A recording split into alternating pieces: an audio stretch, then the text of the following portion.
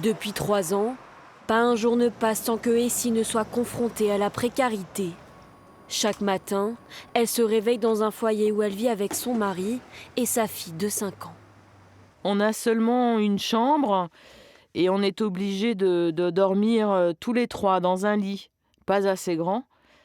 Alors on a essayé d'avoir un canapé, mais c'est pas accepté. Avec seulement 350 € par mois, la majorité de ses dépenses sont pour sa fille.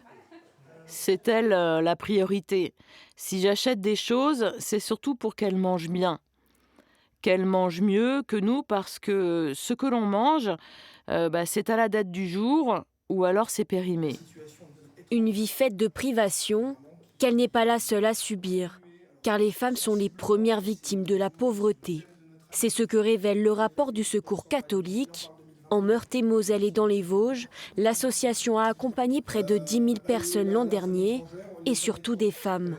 Parmi elles, 22 % n'ont touché aucune ressource, et 28 % sont des mères isolées. Car élever seule son enfant est souvent un poids supplémentaire.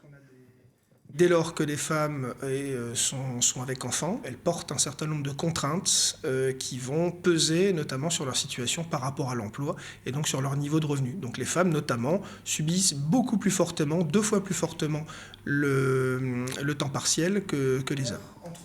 Une situation qui ne devrait pas s'améliorer cette année avec l'inflation. Le Secours catholique appelle quant à lui à revaloriser les minima sociaux.